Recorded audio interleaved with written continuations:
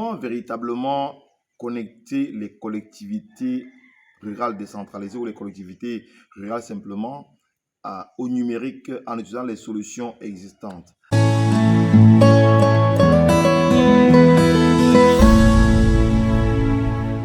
Bonjour, mon nom est Jocelyn Maglayoubi, tout petit ingénieur de télécommunications, blogueur, youtubeur, enseignant vacataire à l'UIT Fosso Victor de Banjul.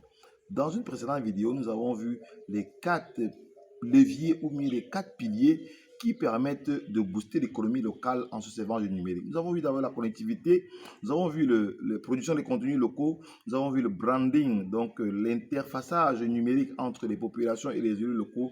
Et finalement, nous avons vu le transfert de compétences, de technologies et de compétences. Aujourd'hui, nous allons nous appesantir sur la connectivité.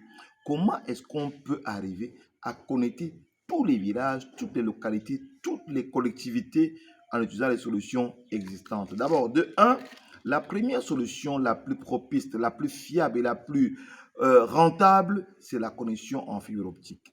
Beaucoup de collectivités, beaucoup de populations, beaucoup de personnes pensent que quand on n'a pas l'accès à la fibre optique, on ne peut pas avoir accès à Internet. Alors, avec l'offre de l'opérateur historique actuellement au Cameroun et dans plusieurs pays africains, ce qu'on appelle la FTTH Fiber to the Home, on crée un backbone et par la suite, on fait des rallonges pour faire des Wi-Fi, espèces de Wi-Fi communautaires ou mieux des Wi-Fi mutualisés pour permettre au plus grand nombre de populations d'avoir accès à l'Internet facilement à partir d'un réseau large bande appelé Wi-Fi.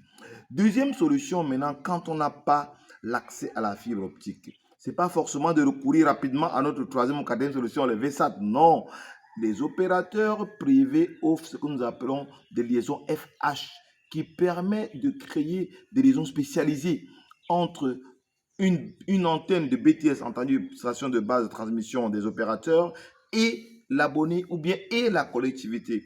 Donc après la solution en fibre optique, on a la solution de liaison spécialisée ou de liaison FH entre une antenne de télécommunication existante, quel que soit le site sur le territoire, et le lieu où on veut cette connexion. Maintenant, troisième solution, on peut utiliser les réseaux LTE, 3G ou 4G pour permettre d'avoir un backbone et par la suite de créer un Wi-Fi mutualisé. Alors la quatrième solution, et on va dire la dernière, c'est d'utiliser les liaisons satellitaires à travers ce que nous appelons les antennes VSAT, entendu Very Small Aperture Terminal. Ça veut dire une petite parabole comme celle des télévisions TNT qui vous permet d'avoir directement accès aux réseaux satellitaires et ainsi de créer le backbone Internet. Donc, on résume rapidement.